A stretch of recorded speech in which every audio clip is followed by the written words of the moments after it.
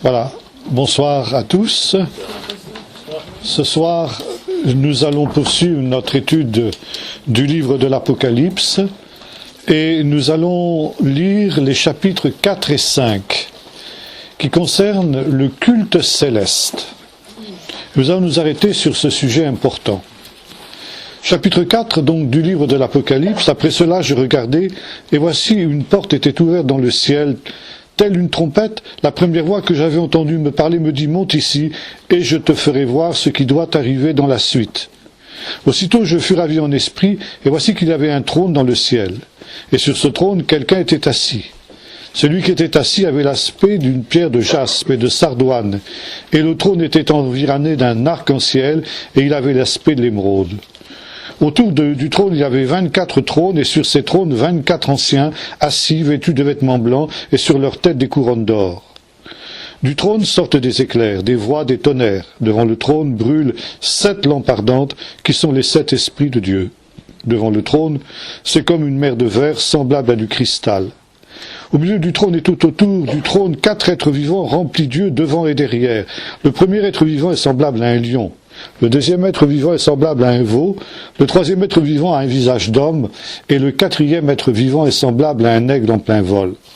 Les 4 êtres vivants ont chacun 6 ailes, et ils sont remplis d'yeux, tout autour et au-dedans. Ils ne cessent de dire jour et nuit, Saint, Saint, Saint est le Seigneur Dieu, le Tout-Puissant, qui était, qui est et qui vient.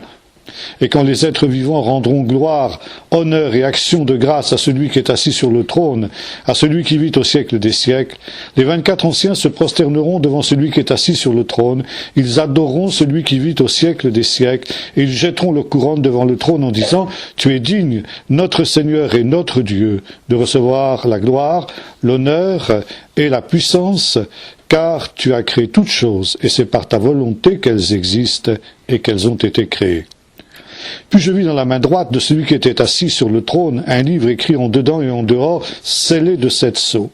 Je vis un ange puissant qui proclamait d'une voix forte, qui est digne d'ouvrir le livre et d'en rompre les sceaux. Mais nul dans le ciel, ni sur la terre, ni sous la terre, ne pouvait ouvrir le livre ni le regarder. Et je pleurais beaucoup, parce que nul ne fut trouvé digne d'ouvrir le livre, ni de le regarder.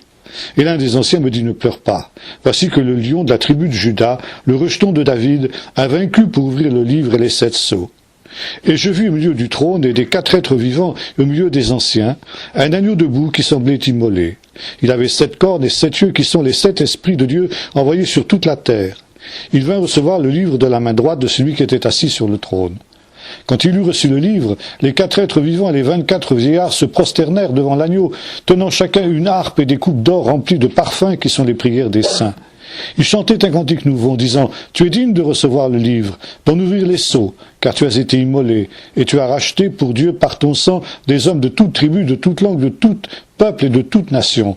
Tu as fait d'eux un royaume et des sacrificateurs pour notre Dieu, et ils régneront sur la terre. » Je regardai, et j'entendis la voix de beaucoup d'anges autour du trône, des êtres vivants et des anciens, et leur nombre était des myriades de myriades et des milliers de milliers.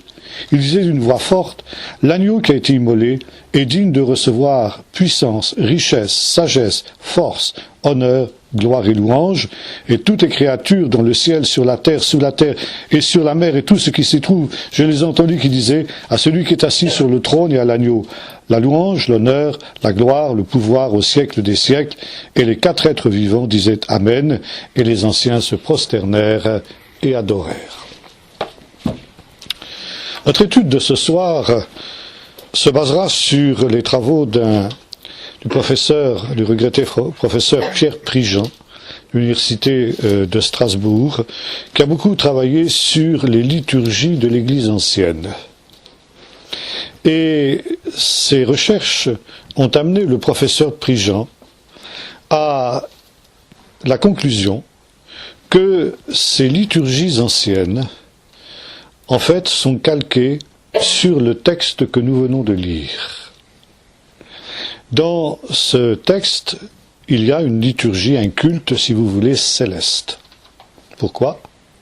Parce que, selon la tradition juive qu'on retrouve reprise dans l'Épître aux Hébreux, par exemple, il y a d'abord 2 Jérusalem, une Jérusalem terrestre, mais aussi une Jérusalem céleste. Et puisqu'il y a 2 Jérusalem, il y a 2 temples, puisque ce qui fait la sainteté de Jérusalem, c'est l'existence du temple. Il y a un temple terrestre et il y a aussi un temple céleste. Vous retrouvez cette idée dans l'Épître aux Hébreux, qui cite le texte de l'Exode où Moïse, quand il va construire le tabernacle, reçoit de Dieu cet ordre, « Fais tout selon le modèle qui t'a été montré sur la montagne ». Et la tradition juive a conclu que Moïse, quand il était sur la montagne du Sinaï, a vu le ciel s'ouvrir et il a vu le sanctuaire céleste. Et il a reproduit, à partir des plans du tabernacle, l'image du sanctuaire céleste. Et le sanctuaire terrestre est le reflet du sanctuaire céleste. Il y a donc un culte dans le temple terrestre qui est en fait l'image du culte qu'il y a dans le temple céleste. Car s'il existe un temple céleste, c'est parce que dans cet endroit, on y rend un culte au Seigneur. Et de la même manière que Moïse a eu une vision de ce qu'était ce culte céleste, de la même manière, Jean ici dans l'Apocalypse a une vision de ce même culte céleste. Et il nous le décrit. Or, le culte céleste, le professeur Prigent a fait une deuxième constatation, c'est qu'il est directement calqué sur le culte de la synagogue. Et il y a continuité entre le culte de l'Église ancienne, qui était en quelque sorte calqué sur ce modèle d'ici des chapitres 4 et 5 de l'Apocalypse. Il y a donc continuité entre le culte de l'Église ancienne, Église judéo-chrétienne, et le culte céleste, mais aussi le culte juif, le culte de la synagogue.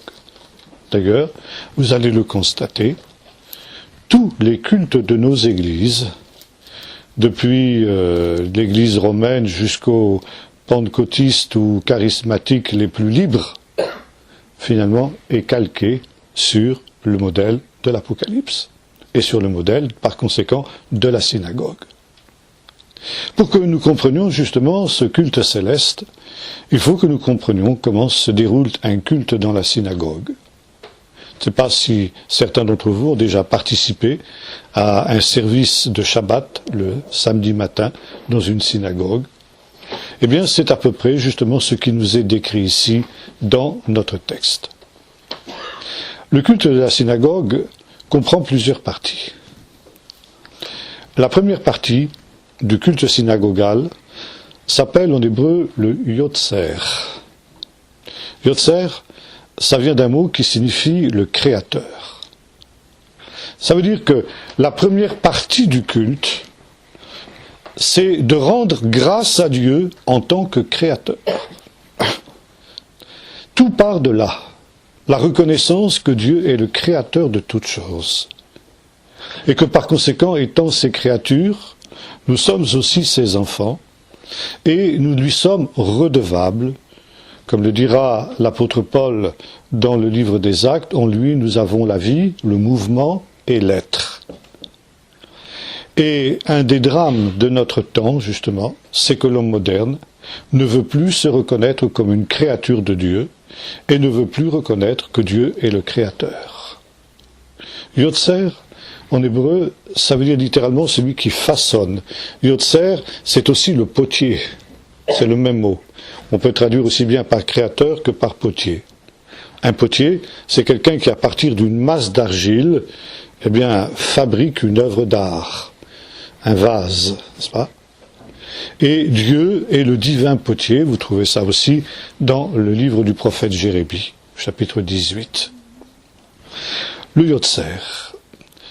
Et la première partie, les premières prières qu'on trouve dans ce qu'on appelle le Sidour, c'est-à-dire justement le livre de prière qui est employé pour toutes les circonstances de la vie juive, mais aussi pour le Shabbat, le service du Shabbat du matin, eh bien, commence par décrire ici la vision que nous trouvons dans les 2 premiers chapitres du livre du prophète Ézéchiel. Le prophète Ézéchiel, dans la vision inaugurale qui a été la sienne, voit une vision absolument extraordinaire, le char de l'Éternel. On appelle ça la Merkava en hébreu. Un char sur lequel se trouve le trône de Dieu, et qui est dans le temple d'ailleurs. Et il y a autour du trône exactement ce que nous trouvons ici. Des éclairs, des tonnerres, etc. Et verset 2, nous retrouvons justement ici les mêmes éléments que ceux que nous trouvons dans la vision qu'avait eu Ézéchiel. Je ne vais pas lire ces 2 premiers chapitres pour gagner un petit peu de temps, mais vous pourrez vous y reporter. Il y avait un trône dans le ciel, et sur ce trône, quelqu'un était assis. Celui qui était assis avait l'aspect d'une pierre de jaspe et de sardoine, et le trône était environné d'un arc-en-ciel, et il avait l'aspect de l'émeraude. Autour du trône, il y a 24 vieillards, 24 anciens. Ces 24 anciens représentent vraisemblablement les 24 catégories de prêtres qui officiaient dans le temple terrestre. Les prêtres avaient été divisés, selon ce que nous lisons dans le livre de l'Exode, ainsi que dans le livre du Lévitique, ils avaient été divisés en 24 classes, qui opéraient donc 1 mois tous les 2 ans. Et donc, ce sont ceux qui sont proches du trône, ça veut dire ceux qui ont la possibilité, parmi le peuple d'Israël, d'être les plus proches de Dieu, de ceux qui pouvaient s'approcher le plus possible du lieu très saint, en étant entendu que seul le grand prêtre pouvait entrer dans le lieu très saint. Du trône sortent des éclairs, des voix et des tonnerres, et devant le trône brûlent 7 lampes ardentes qui sont les 7 esprits de Dieu. Cette expression, les 7 esprits de Dieu aussi, demande une petite explication. Les théologiens vont nous dire, l'esprit est un. On ne peut pas diviser l'esprit. Or ici, il n'est pas question de diviser l'esprit, mais justement de présenter l'esprit dans sa plénitude. 7, c'est le chiffre de la plénitude. Et cette expression, les 7 esprits de Dieu, est tirée directement du chapitre 11 du livre du prophète Ésaïe, où il est question du Messie. Le Messie, d'ailleurs c'est un texte qu'on lit en cette période de l'année dans la plupart des églises, cette période de l'Avent, n'est-ce pas ? La venue de Jésus, l'Esprit de l'Éternel reposera sur lui. Première, esprit de sagesse, de force, esprit de connaissance et de crainte de l'Éternel, il respira la crainte de l'Éternel. 7 expressions qui désignent l'esprit qui reposera sur le Messie. Et de là, on tire dans la tradition juive cette idée des 7 esprits de Dieu. Non pas qu'il y ait 7 esprits, mais il y a un esprit de plénitude. Et le propre du Messie, c'est qu'il reçoit l'esprit sans mesure. Chaque être humain a une mesure plus ou moins grande de l'esprit selon le don de la grâce de Dieu, nous dit l'apôtre Paul dans la première épître aux Corinthiens. Le Messie est le seul qui reçoit l'esprit de Dieu sans mesure. Et parler ici des 7 esprits de Dieu qui sont devant le trône, c'est une manière de nous dire que devant le trône, il y a justement l'esprit du Messie qui est à l'œuvre. Ensuite, du trône sortent des éclairs, verset 6, devant le trône, c'est comme une mer de verre semblable à du cristal, ça aussi nous trouvons dans la vision d'Ézéchiel, mais nous avons l'occasion de voir que cette mer de cristal n'est pas non plus sans rappeler la mer Rouge, que le peuple de Dieu a traversé à sec quand il est sorti du pays d'Égypte, mais ça, nous en parlerons quand nous parlerons du 2e Exode.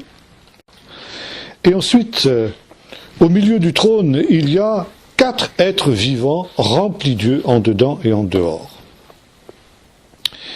Ces 4 êtres vivants, dont le premier semblable à un lion, etc., on retrouve exactement ces 4 êtres vivants dans la vision d'Ézéchiel.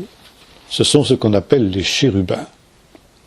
Chérubins qui, en quelque sorte, sont les animaux qui font mouvoir le char de Dieu, qui tirent le char de Dieu.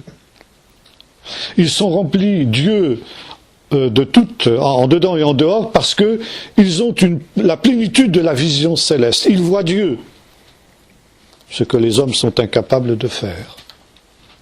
Ils voient Dieu et ils ont par conséquent une connaissance parfaite des voies de Dieu, tandis que nous, hommes, qui n'avons que 2 yeux, notre connaissance est limitée, notre connaissance est imparfaite. Et ces animaux, eh bien, chantent les louanges du Seigneur. Et dans la vision d'Ézéchiel et dans la liturgie juive, il y a aussi allusion à ce qu'on appelle les Ophnaïm. Les Ophnaïm, ce sont les roues du char de l'Éternel. Ces roues qui, elles aussi, sont remplies d'yeux de toutes parts. Et qui, dans la tradition juive, sont assimilées aussi à une certaine catégorie d'anges. Et ces Ophnaïm, elles sont aussi associées au culte céleste. Et toute la première partie du culte synagogal évoque justement cette vision qui était celle d'Ézéchiel, ce char de l'Éternel et toutes ces créatures célestes qui devant le trône rendent un culte au Seigneur en tant que créateur et le louent parce qu'il est justement leur créateur et qu'il est le créateur de toutes choses.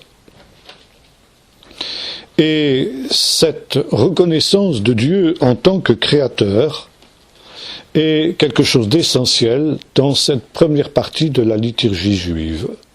Et il y a une prière que l'on prononce justement pour bénir Dieu en tant que créateur après avoir évoqué toutes ces créatures célestes, parce qu'on a cette idée que ce qu'avait vu Ézéchiel, en fait, c'était une image de la création. La vision des 2 premiers chapitres d'Ézéchiel, c'est une autre manière de nous dire ce que nous disent les 2 premiers chapitres de la Genèse, où il est question de la création. Et cette grandiose vision est une révélation de l'œuvre de la création de Dieu. Et voici la fin de cette prière, je vais vous la lire. À cette prière répondent les chayot, c'est-à-dire les chérubins, et les ophnaïm, c'est-à-dire les roues. Et ils disent ceci: béni sois-tu, notre Dieu, roi de l'univers, toi qui as formé la lumière et les ténèbres, qui procure la paix et crée toutes choses. Ainsi qu'il est écrit, tu envoies ton souffle, ils sont créés, et tu renouvelles la surface de la terre. Psaume 104. Et toi, Seigneur, tu éclaires la terre, et tous les jours, tu renouvelles l'œuvre de ta création. Que tes œuvres sont nombreuses, tu les as toutes faites avec sagesse. Psaume 104, verset 24. Maintenant, comparez cette prière avec celle que nous trouvons ici au chapitre 5 et verset 9. Il chantait un cantique nouveau en disant: tu es digne de recevoir le livre et d'en ouvrir les sceaux. Pardon, je me suis trompé. Non, ça c'est, excusez-moi, c'est au chapitre 4, verset 11. Tu es digne, notre Seigneur et notre Dieu, de recevoir la gloire, l'honneur et la puissance, car tu as créé toutes choses, et c'est par ta volonté qu'elles existent et qu'elles ont été créées. Donc dans le culte céleste, nous retrouvons quelque chose qui ressemble à cette prière du Yotzer, où on rend grâce à Dieu pour l'œuvre de sa création. Je reviens à cette prière du Yotzer qui nous dit: tous les jours, tu renouvelles l'œuvre de ta création. Et on cite le texte du psaume 104, tu envoies ton souffle ou ton esprit, et ils sont créés, ces animaux, et tu renouvelles la surface de la terre. Le psaume 104 est le psaume de la création. Et c'est ainsi qu'il se termine. Tu renouvelles la surface de la terre par ton esprit, donc tous les jours tu renouvelles l'œuvre de ta création. Ça veut dire que quand le juif vient le samedi matin se présenter devant Dieu pour le culte synagogal, il s'attend à ce que le Seigneur fasse souffler sur lui son esprit et le renouvelle. Le culte est un moment où l'on est renouvelé par l'Esprit de Dieu. Et quand il sort de la synagogue, le juif a le sentiment qu'il est une création nouvelle, une créature nouvelle. Chez les évangéliques, il y a une doctrine qui est essentielle. C'est ce que nous appelons la doctrine de la nouvelle naissance. Cette doctrine, on la trouve notamment évoquée dans le chapitre 3 de l'évangile de Jean, où Jésus dira à Nicodème, « Il faut que vous naissiez de nouveau ». Et Nicodème répond à Jésus ironiquement en disant « Comment un homme, quand il est vieux, peut-il rentrer dans le sein de sa mère et naître ?» Et Jésus, excusez-moi, je vais un peu paraphraser ça, en quelque sorte, Jésus répond à Nicodème à peu près ceci, « Nicodème, arrête de faire l'âne, tu sais fort bien de quoi je veux dire, puisque tous les matins dans la synagogue, tous les samedis matins, tu répètes « Béni sois-tu, Éternel notre Dieu, parce que tous les jours tu renouvelles l'œuvre de ta création. » Par conséquent, cette doctrine fondamentale pour les chrétiens évangéliques, que la doctrine de la création, vient directement de cette prière du Yotzer que nous trouvons dans la synagogue. Voyez-vous, la filiation est, comment dirais-je, la priorité que le judaïsme a sur justement le christianisme et comment nous avons hérité des points les plus importants de notre théologie chrétienne à partir du culte de la synagogue qui est aussi évoqué ici dans le livre de l'Apocalypse. C'est par toi qu'elles ont été créées, ces choses, et qu'elles existent. Or, et maintenant nous revenons ici à notre livre de l'Apocalypse, le livre de l'Apocalypse est aussi le livre d'une nouvelle création. Et lorsque le livre de l'Apocalypse s'achève, nous voyons ce que le Seigneur a dit, « Je fais toutes choses nouvelles ». Tous les jours, tu renouvelles l'œuvre de ta création. Tu envoies ton souffle, ils sont créés, et tu renouvelles la surface de la terre. Cette création qui a été souillée, qui a été, corrompue par le péché, eh bien, le Seigneur la renouvelle. Et le livre de l'Apocalypse est justement le récit de cette création nouvelle que le Seigneur va réaliser. De telle sorte qu'à la fin du livre, nous trouverons une terre nouvelle, un ciel nouveau, une Jérusalem nouvelle, dans laquelle il y a des hommes nouveaux. Ces hommes qui ont été créés par la nouvelle naissance. Des hommes qui sont créés dès à présent, mis en réserve pour cette création nouvelle que le Seigneur est en train de faire. Et c'est la raison pour laquelle ici, il y a ce rappel de la prière du Yotzer. Ensuite, il y a une autre partie du culte de la synagogue que l'on appelle la Kedusha. Ça veut dire la sanctification. La prière de Kedusha se prononce notamment quand on va sortir le livre de la Torah de son armoire. Au centre du culte synagogal, il y a la lecture de la Torah. La lecture de la paracha de la semaine, comme on l'appelle, ça veut dire du texte qui va être lu dans la semaine. Chaque semaine, on lit quelques passages du livre de la Torah, de telle sorte qu'en un an, on a fini la lecture de toute la Torah. Et le grand moment du culte synagogal, c'est lorsqu'on va lire la Torah. Au centre du culte, il y a cette lecture de la Torah. La Torah, elle est en général enfermée dans une armoire qu'on appelle Aron Kodesh, l'arche sainte qui rappelle l'arche de l'Alliance, n'est-ce pas, dans lequel il y avait les deux tables de la loi. Il y a ce qu'on appelle le parochet dessus, c'est-à-dire un voile qui rappelle le voile qui séparait le lieu saint du lieu très saint dans le temple de Jérusalem. Et on ouvre donc l'armoire dans laquelle se trouve la Torah, et là on prononce la Kedusha. La Kedusha, c'est aussi un cantique que chantait une autre catégorie d'anges, non plus cette fois-ci dans le livre du prophète Ézéchiel, mais dans le livre du prophète Ésaïe, chapitre 6.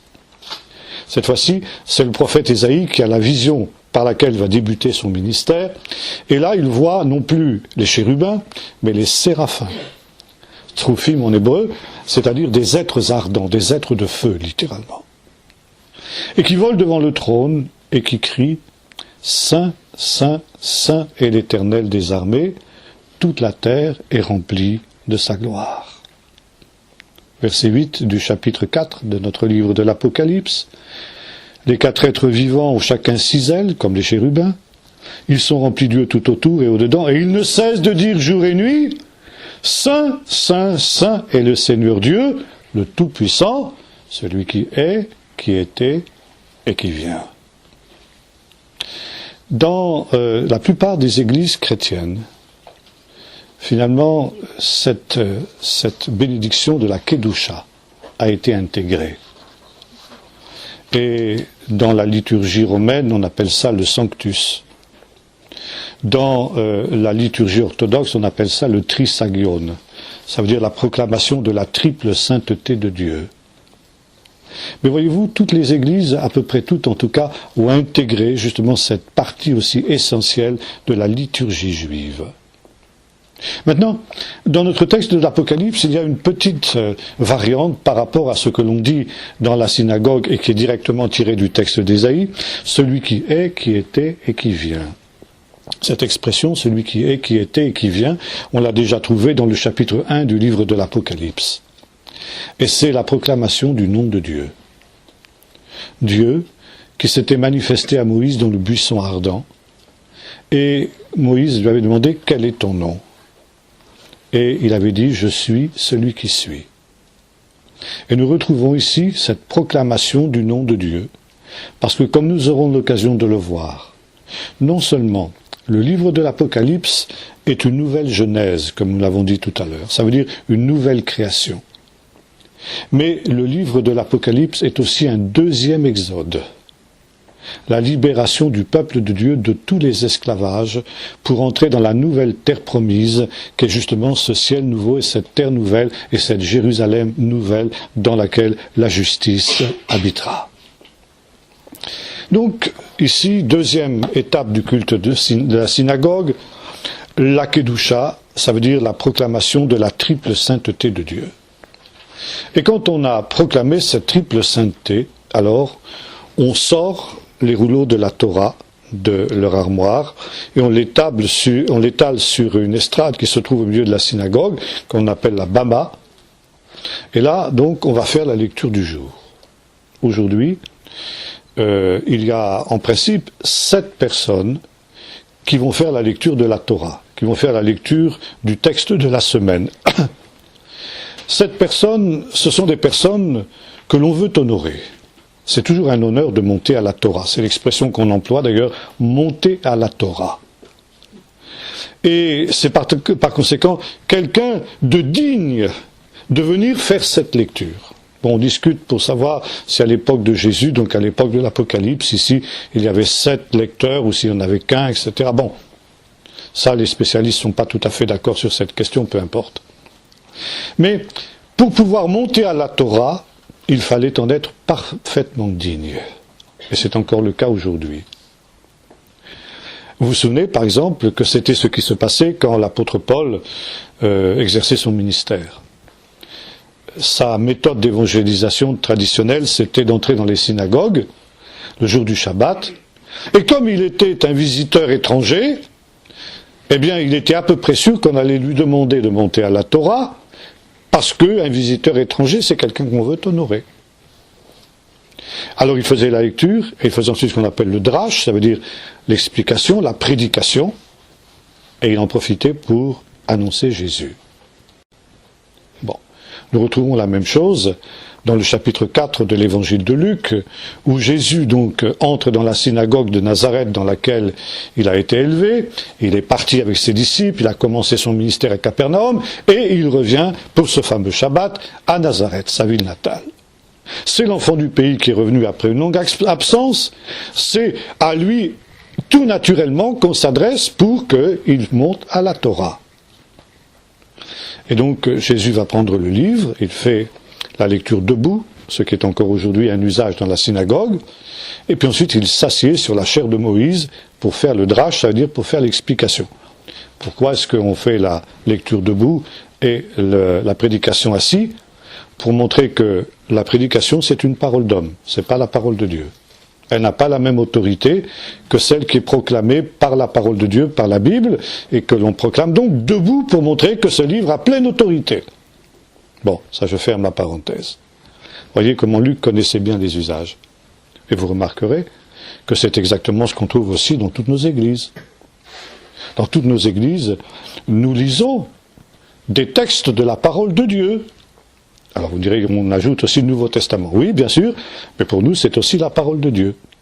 Et après, vous avez la prédication, vous avez l'homélie, selon les termes que l'on emploie dans les églises ou les autres, c'est directement tiré du culte de la synagogue. Vous voyez à quel point nous sommes tributaires, même dans la forme de nos liturgies, même dans la forme de nos églises, de la tradition juive. Maintenant, il y a quelque chose aussi d'intéressant, c'est que celui qui monte à la Torah, il porte un nom. On l'appelle l'époux de la Torah. Donc c'est vraiment un honneur. Et maintenant nous revenons à notre texte de l'Apocalypse. Lorsque ont été prononcés ces deux cantiques que nous avons évoqués, le cantique du Yotzer, Dieu béni comme créateur, la Kedusha, la bénédiction de la triple sainteté de Dieu, alors on amène un livre scellé de 7 sceaux. Et ce livre, évidemment, n'est rien d'autre que le livre de la Torah. Pourquoi est-il scellé de 7 sceaux? Alors un livre, évidemment, je rappelle ce que c'est. C'est pas du tout un codex comme nous le voyons ici. Un livre avec des pages comme ça. C'est un livre qui est roulé comme ça. Ici, vous avez les 7 sceaux. Et puis, donc, quand on rompt un sceau, on a une première colonne qu'on peut lire. On rompt un deuxième sceau, on a une deuxième colonne, et ainsi de suite. Jusqu'à ce que l'ensemble du livre soit déroulé. C'est encore aujourd'hui dans des rouleaux écrits à la main qu'on lit dans la synagogue la parole de Dieu. On n'a pas le droit, dans le culte de la synagogue, de lire la Bible dans un codex, ça veut dire dans un texte imprimé. Il doit être écrit à la main comme il l'était à l'époque de Jésus. Donc ici, on amène ce livre qui est scellé de 7 sceaux. Pourquoi scellé de 7 sceaux? Tout simplement, le fait qu'il soit scellé montre qu'il est incompréhensible. Et là, il y a une allusion à un autre texte que nous avons déjà évoqué, dans le livre de Daniel. La fin du livre de Daniel, au chapitre 12, nous dit ceci. Daniel entend les paroles de l'ange qui concernent la fin des temps. Et il dit, « Mon Seigneur, quelle sera la fin de ces choses ?» Et l'ange lui répond, « Va, Daniel, scelle ces paroles dans un livre, parce que ces paroles seront gardées secrètes et cachées jusqu'au temps de la fin. Et ce n'est que dans les temps de la fin, quand la connaissance sera augmentée, que des hommes sages comprendront, mais les méchants ne comprendront pas. » C'est une manière de dire à Daniel, « Daniel, tu ne comprends pas ce qui t'a été révélé, mais ne cherche pas à comprendre. Parce que ça ne te concerne pas, tu ne peux pas comprendre. » Alors évidemment, Daniel, c'était quand même pas n'importe qui. Si Daniel n'arrivait pas à comprendre, alors pauvre de nous, n'est-ce pas? Mais pourquoi justement Daniel doit-il écrire ces choses dans un livre qui est scellé, qui est cacheté? Parce que ces choses ne seront dévoilées qu'au temps de la fin. Et l'ange dit, car ces prophéties s'adressent et concernent un temps très éloigné. Et le petit livre qui est amené ici, devant la cour céleste, et qui correspond à la Torah, et non seulement la Torah, mais aussi le livre de Daniel, ce livre qu'il a écrit, ce livre qu'il a scellé, et qui va être maintenant dévoilé. Il va être dévoilé parce que le temps est arrivé. Vous retrouvez la même idée à la fin du livre de l'Apocalypse, dans le dernier chapitre, le chapitre 22, où l'ange dit à Jean exactement le contraire de ce qu'il avait dit à Daniel en son temps.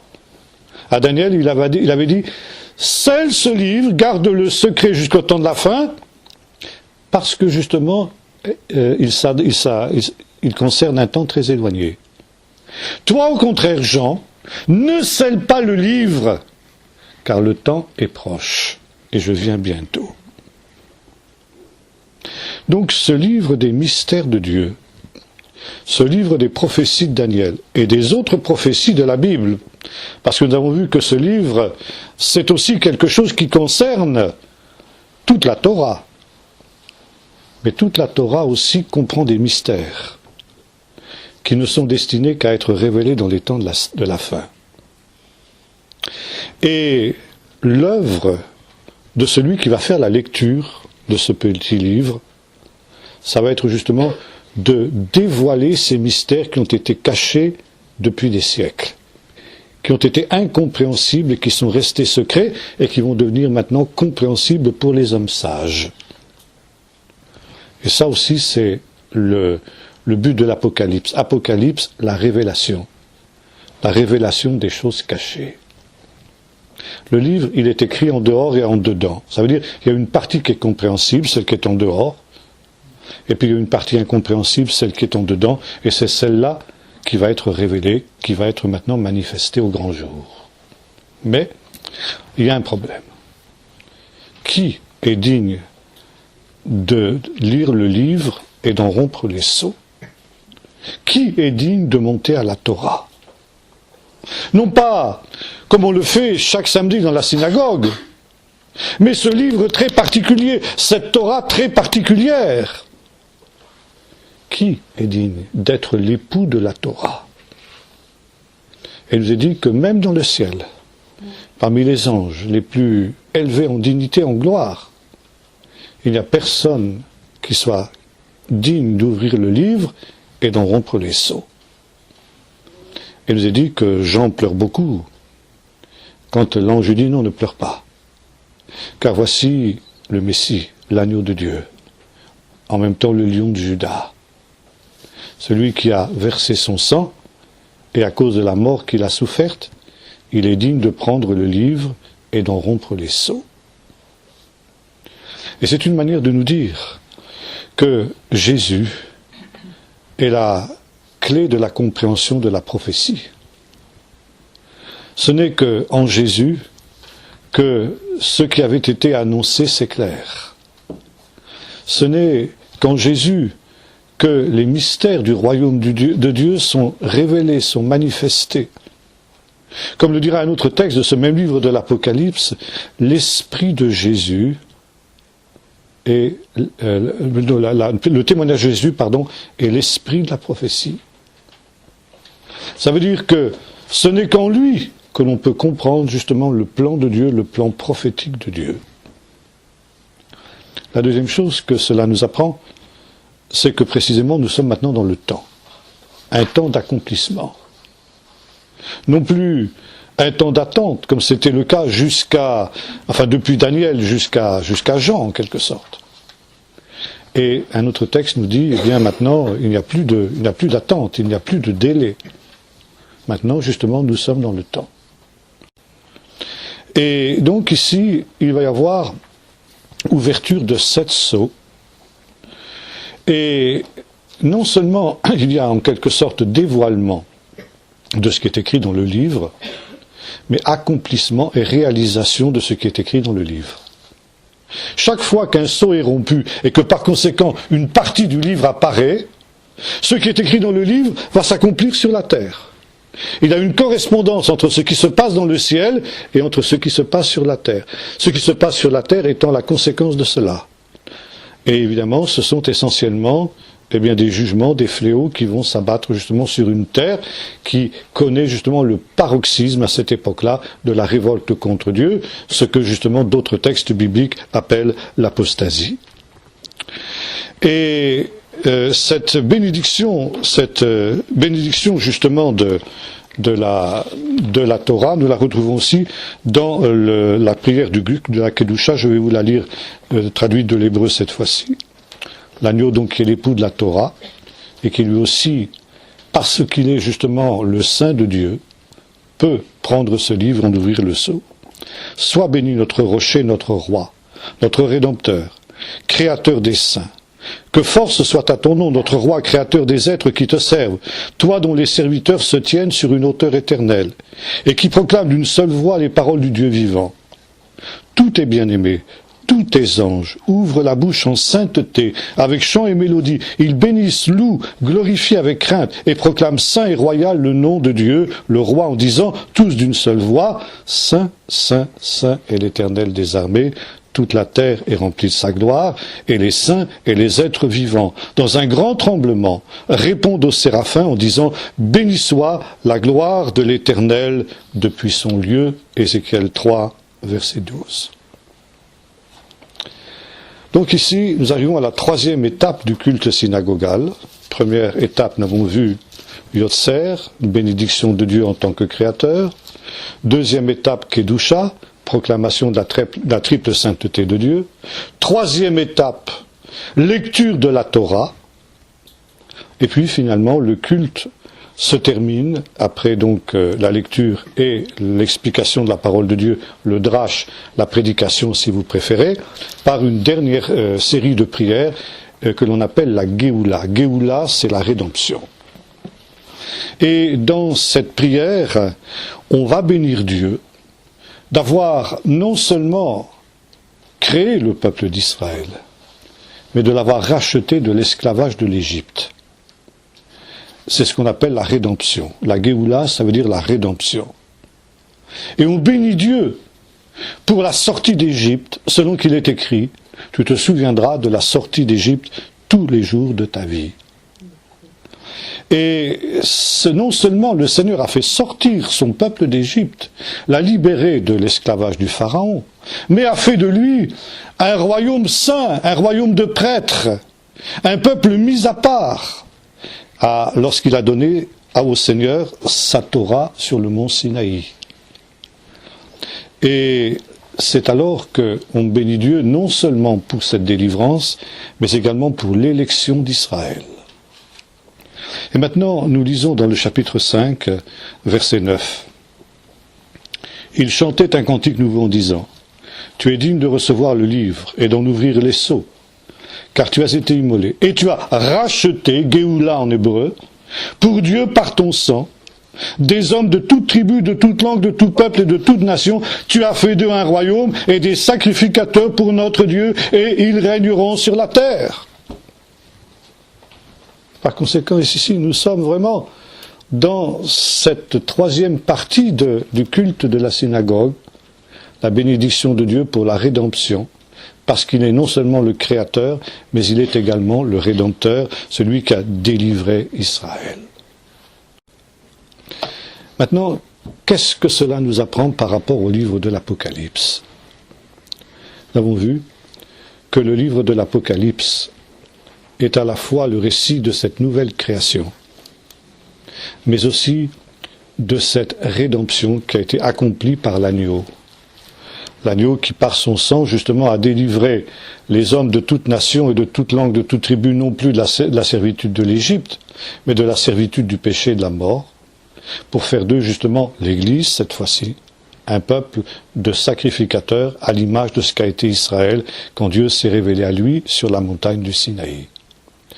Et cette rédemption qui a fait justement que non seulement le peuple de l'Église est un peuple sauvé, mais c'est aussi un peuple adopté par Dieu, un peuple choisi, un peuple élu, eh bien c'est un peuple aussi qui est appelé à cette rédemption qui va être manifestée par le livre de l'Apocalypse. Et comme je vous disais tout à l'heure, nous aurons l'occasion de voir ça dans notre prochaine étude, eh bien l'Apocalypse est aussi un deuxième exode. Et nous retrouvons toutes les étapes de l'exode dans ce livre qui va faire passer justement ce peuple nouveau créé par le Seigneur de l'esclavage à la liberté. Maintenant, qu'est-ce que nous apprend aussi ce culte céleste? Eh bien que c'est le culte céleste, en quelque sorte, qui fait avancer l'histoire. Quand les êtres divins, les êtres célestes devant le trône, célèbrent leur culte, il y a des choses qui se passent sur la terre. L'histoire progresse et l'histoire avance. Et c'est une des raisons pour lesquelles, eh bien, les événements qui vont se produire sur la terre sont ambigus, si j'ose dire. Pour les impies, ça doit être un temps de jugement. Pour les justes, ça va être un temps de délivrance et de miséricorde. Vous retrouvez ça aussi chez Jésus, quand Jésus déclare quand vous verrez ces choses, les hommes rendront l'âme de terreur dans l'attente de ce qui arrivera, parce que même les puissances des cieux seront ébranlées. Mais vous, dit Jésus, quand vous verrez ces choses, au contraire, réjouissez-vous et redressez votre tête, parce que votre délivrance est proche. Et c'est pourquoi, pour les élus, l'Apocalypse, nous l'avons dit en commençant, c'est une bonne nouvelle. Maintenant, je voudrais aussi évoquer un autre point très très important de nos cultes aux uns aux autres. C'est ce que nous appelons la communion, la Sainte Seine, l'Eucharistie, etc., tout ce que vous voudrez. Ça veut dire le repas qui commémore justement le sacrifice de Jésus. Et il est très intéressant de lire à ce sujet ce que Paul nous dit de ce repas dans la première épître aux Corinthiens, chapitre 11. Il nous rappelle que, en prenant ce pain et cette coupe, nous annonçons la mort du Seigneur, et il ajoute, jusqu'à ce qu'il revienne. Par conséquent, ce repas nous ramène vers le passé, le temps où Jésus a offert son corps en sacrifice, mais il nous projette vers l'avenir, le temps où il reviendra. Jésus lui-même, quand il avait parlé de ce repas, avait aussi évoqué ces deux données. Faites ceci en souvenir de moi, en souvenir du sacrifice que je vais accomplir dans quelques instants. Car je vous le dis, je ne mangerai plus désormais du fruit de la vigne, jusqu'au jour où j'en mangerai avec vous dans le royaume de Dieu. Et Paul déclare ceci. C'est pourquoi celui qui mangera le pain ou boira la coupe indignement sera coupable envers le corps et le sang du Seigneur. Que chacun donc s'éprouve lui-même, se juge lui-même, et qu'ainsi il mange du pain et qu'il boive de la coupe, car celui qui mange et boit sans discerner le corps du Seigneur mange et boit un jugement contre lui-même. C'est pour cela qu'il y a beaucoup d'infirmes et de malades au milieu de vous, et que même certains sont décédés avant leur temps. Si nous nous jugeons nous-mêmes, nous ne sommes pas jugés, mais autrement, nous sommes condamnés avec le monde. Et à la fin de cet épître, Paul ajoute ceci: si quelqu'un n'aime pas le Seigneur, qu'il soit anathème, Maranatha. Maranatha, deux mots araméens qui signifient le Seigneur vient ou Seigneur vient. Ce qui est aussi le résumé de l'Apocalypse.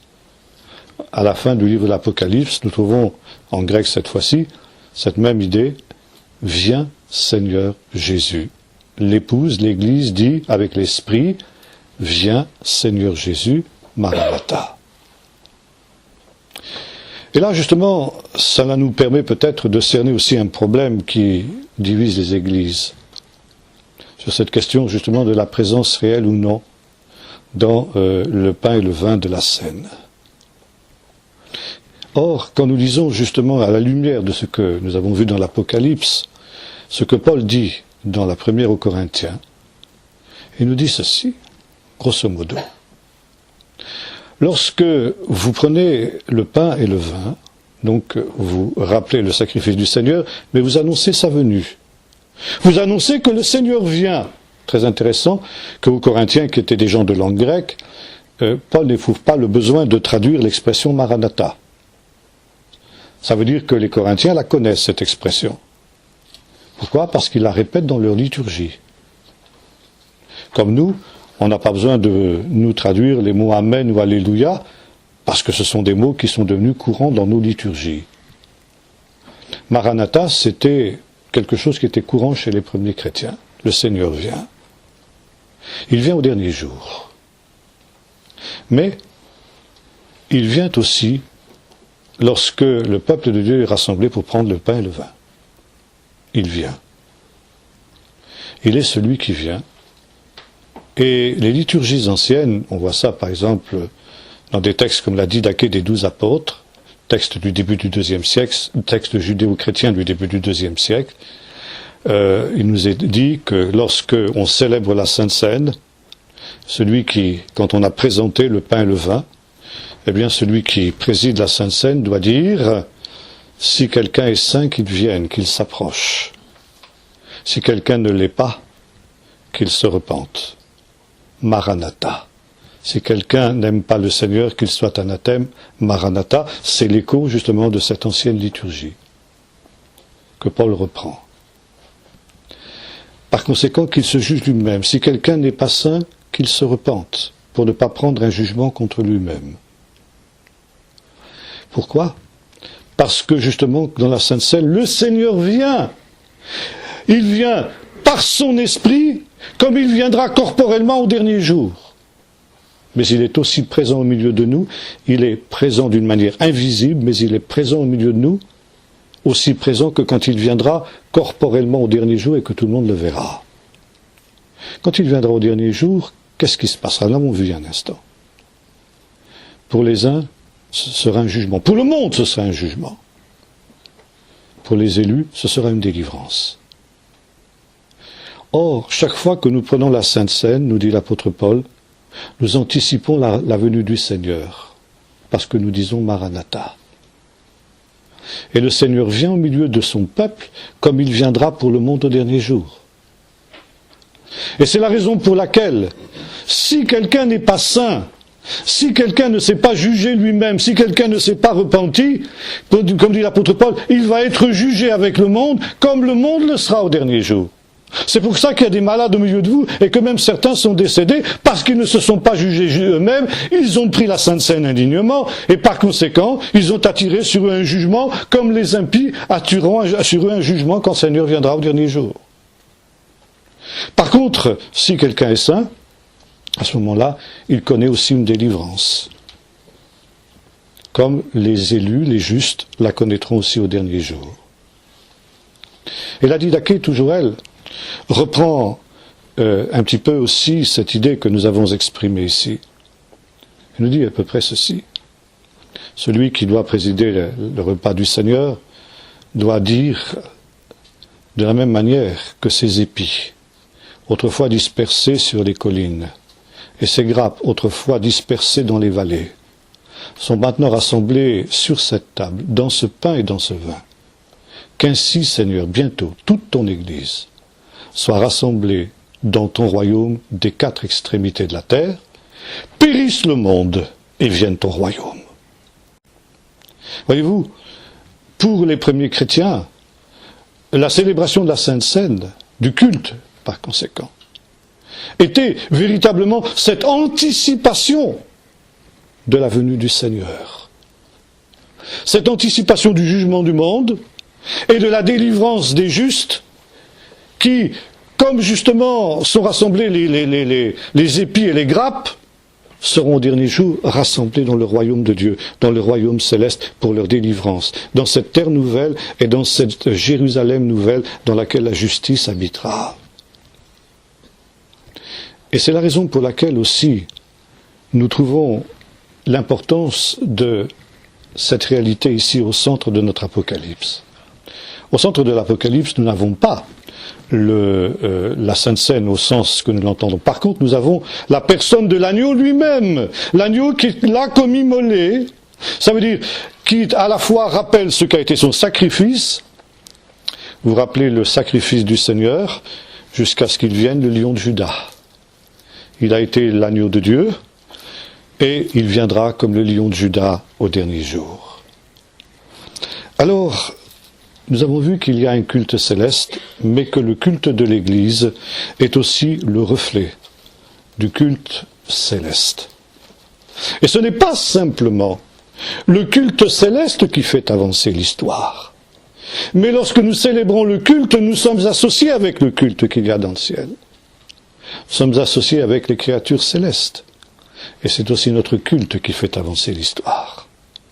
Ça aussi, c'est quelque chose que notre texte ici de l'Apocalypse nous rappelle, parce que nous aussi, comme le peuple d'Israël, nous avons été appelés à être une nation sainte et un peuple de prêtres. Et le but de la vocation d'Israël, le but de l'Exode, c'est « Ils me feront un sanctuaire et j'habiterai au milieu d'eux ». Et nous retrouvons à la fin de l'Apocalypse une ville, Jérusalem, qui est un temple. C'est une ville-temple, il n'y a plus de temple parce que tout Jérusalem est un temple. Et finalement, c'est dans cette ville que les élus célèbrent le culte du Seigneur, l'éternité. Voici le sanctuaire de Dieu au milieu des hommes. J'habiterai au milieu d'eux, ils seront mon peuple et je serai leur Dieu. Voilà ce qu'est aussi le message de l'Apocalypse. On va de cette dispersion, comme ces épis et ces grappes étaient dispersés, jusqu'à ce sanctuaire dans la Nouvelle Jérusalem, où, avec les anges, les archanges, nous célébrerons le culte céleste toute l'éternité, après l'avoir célébré aussi sur la terre, pour faire avancer cette histoire vers le royaume. Vienne ton royaume et périsse ce monde. Voilà. Bien, si vous avez des questions. Yves m'a demandé de parler très fort pour quand je poserai ma question, oui. Alors j'essaye de parler très fort. Tu nous as parlé du drache quand l'époux monte à la Torah et il donne l'explication. Mais tu emploies aussi le mot midrash quelquefois. Alors midrash, oui, ça c'est un peu différent. C'est la même racine, effectivement. L'hydroche, c'est un verbe qui signifie creuser, sonder. Donc le midrash, c'est une technique d'exégèse qui ne se contente pas, comment dirais-je, du texte nu, si j'ose dire, voyez, mais qui essaie de plonger sous la surface du texte pour en faire surgir toutes les richesses cachées. Et ce qu'on appelle le drash, alors c'est un peu différent. Alors le midrash, c'est une méthode d'exégèse, c'est une méthode d'enseignement. Le drash, c'est ce qu'on appelle nous la prédication. L'explication. Drash, l'hydroche, c'est aussi donner l'explication. Vous savez, par exemple, c'est tiré du texte d'Ezra ou de Néhémie, je sais plus. Quand Ezra est revenu de Babylonie avec les rouleaux de la Torah, il a fait la lecture publique de la Torah, et donc il y avait les sacrificateurs qui lisaient le texte, et ils ont donné l'explication. Drash. Voilà, c'est ça. Donc on a pris l'habitude, à partir d'Ezra, de faire la lecture de la Torah et ensuite de donner l'explication. Drash. C'est la base de nos homélies, de nos prédications, de nos messages, de nos sermons, de tout ce que vous voudrez. Merci. Autre question? Oui? À la fin du livre de Daniel, il y a des chiffres qui sont annoncés, on parle de 1290 jours, et heureux celui qui tiendra 1335 oui. 45 jours de différence.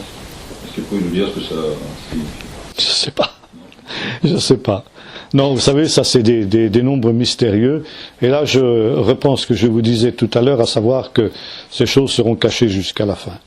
Par contre, ce verset, Jésus le cite dans justement la conclusion de ses discours sur la fin des temps, que vous trouvez dans Matthieu 24, 25, dans Marc 13 et dans Luc 21, où il dit ceci, il parle de l'apostasie, parce que beaucoup se trahiront ou trébucheront, c'est tiré de Daniel d'ailleurs, c'est l'idée d'apostasie telle qu'elle a été décrite par Daniel, renieront le maître qui les aura rachetés, et parce que le péché se sera accru, l'amour du plus grand nombre se refroidira. Mais celui qui persévérera jusqu'à la fin sera sauvé. Ça veut dire qu'il supprime les chiffres et il dit heureux celui qui attendra ou qui persévérera, vous pouvez traduire les deux choses, car il atteindra le but, il arrivera au but. Non, il atteindra le but qui est le salut eschatologique. C'est ça que Jésus veut dire en citant justement ce texte de Daniel, mais il se garde bien, Jésus, de nous donner l'explication des chiffres en question. Donc c'est symbolique les chiffres? Peut-être que oui, peut-être que non. Ça, on ne peut pas savoir. A priori, ça, c'est des choses qui sont mystérieuses. Tout à l'heure, vous avez parlé des 7 esprits de Dieu. Oui. J'en ai noté 4. Est-ce que vous avez cité les 7? Alors, je vais les reprendre. On va les reprendre dans Ésaïe 11. Oui, attendez voir. Alors, puis un rameau sortira du tronc d'Ishaï, et le rejeton de ses racines fructifiera. L'esprit de l'Éternel reposera sur lui. 1. Esprit de sagesse. 2. Intelligence. 3. Conseil. 4. Vaillance. 5. Connaissance. 6. Crainte de l'Éternel. 7. Autre question? Oui? Les fameux sceaux sur la Torah, je ne vois pas du tout comment ils peuvent être fermés en même temps 7. Comment ils peuvent tous fermer, si c'est un rouleau qui se déroule comme ça, je ne vois pas comment ils peuvent être. C'est-à-dire que vous avez un ici, bon, quand il a été écrit, prenons ça par exemple, on fait ici une première spire et on met un seau. On met un seau et le seau s'enroule à l'intérieur. Oui, ça va à l'intérieur. Vous mettez un deuxième et on met un deuxième seau, ainsi de suite. Vous voyez, jusqu'à ce qu'on arrive ici au premier seau, quoi. Voilà. Ça, c'était, par exemple, si vous voulez, c'était le cas pour tout ce qui était des documents officiels. Les documents officiels étaient toujours scellés de sceaux, comme ça. Et par exemple, dans les fouilles archéologiques qu'on a eues à Jérusalem dans les années 80 du siècle dernier, on a retrouvé ce qu'on appelle la maison des bulles à Jérusalem. Je ne sais pas s'ils se connaissent Jérusalem, ont vu la cité de David, ont visité la cité de David. Il y a parmi les 4 maisons qui ont été mises en évidence par le professeur Igal Shiloh, ce qu'on appelle la maison des bulles, qui était certainement un bâtiment officiel qui servait d'archive, où étaient conservés justement les documents. Et bien entendu, ces documents ont été brûlés quand le bâtiment a été incendié, mais sont restés justement les sceaux. Ce qu'on appelle les bulles, c'est des sceaux de terre cuite, si vous voulez, qui étaient donc fixés sur la cordelette qui attachait le document, voyez, et donc quand l'argile était encore molle. Après on laissait sécher l'argile, et forcément pour pouvoir lire le document, il fallait forcément rompre le sceau en question. Donc c'est, si vous voulez, la même idée. Ce qu'on appelle les bulles, ou les bulles, les archéologues appellent ça des bulles aujourd'hui, plutôt que des sceaux. Bien, on va juste terminer par la prière. Seigneur notre Dieu, nous te rendons grâce de ce que tu veux nous associer. Tu as fait de nous, Seigneur, nous aussi, des créations nouvelles. Tu nous dis, Seigneur, que si quelqu'un est en toi, il est une création nouvelle. Les choses anciennes sont passées et toutes choses sont devenues nouvelles. Parce que tu nous as réconciliés avec toi en la personne de Jésus, ton Fils, par le sang de la croix. Et tu as fait la paix, Seigneur. Et aujourd'hui, non seulement, Seigneur, tu nous as libérés de l'esclavage du péché, comme tu avais libéré autrefois ton peuple d'Israël de l'esclavage de l'Égypte, mais tu as fait aussi de nous un royaume et des sacrificateurs. Et tu nous appelles, Seigneur, à être ces sacrificateurs qui te louent aussi, qui célèbrent ton culte. En relation, Seigneur, avec la course céleste qui, dans le temple d'en haut, ne cesse jour et nuit de chanter tes louanges et de te célébrer. Seigneur, merci parce qu'au centre de ce culte, il y a cet agneau immolé qui ouvre pour nous les choses secrètes, les choses cachées, et qui nous permet, Seigneur, de comprendre les choses que ceux qui ne t'appartiennent pas, ne réalisent pas, ne comprennent pas. Tu nous permets notamment, Seigneur, de réaliser que tu es celui qui vient bientôt, et qu'au travers, Seigneur, des convulsions d'un monde à l'agonie, c'est ton royaume qui commence à se manifester. De telle sorte, Seigneur, que avec toutes ces créatures célestes, nous pouvons aussi dire Maranatha, le Seigneur vient. Aide-nous, Seigneur, de vivre dans cette perspective, dans cette dimension et dans cette attente. Et donne-nous, Seigneur, d'avoir cet esprit de révélation pour pouvoir justement voir aussi se dérouler, Seigneur, cette histoire du salut, cette histoire de la rédemption, qui aussi se manifeste par des choses négatives sur cette terre. Mais Seigneur, qui sont autant de signes que notre délivrance est proche, de telle sorte que tu nous amènes à relever la tête et à nous réjouir. Au nom de Jésus. Amen. Amen.